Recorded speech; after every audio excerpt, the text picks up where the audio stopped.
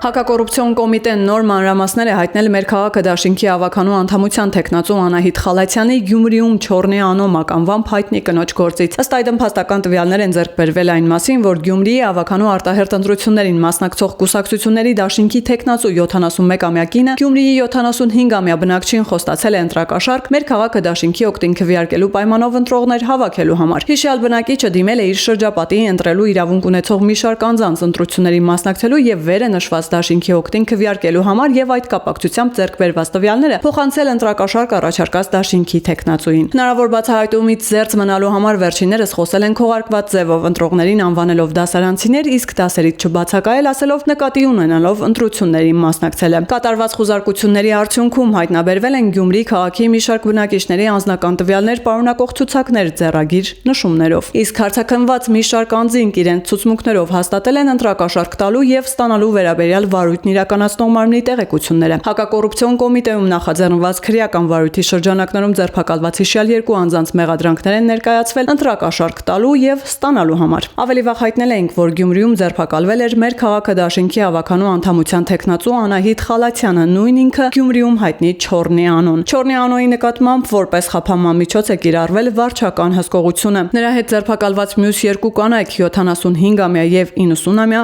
ազատ են արձակվել ավելի վաղ 75-ամյա կնոջ նկատմամբ եւս սահմանվել է վարչական հսկողություն։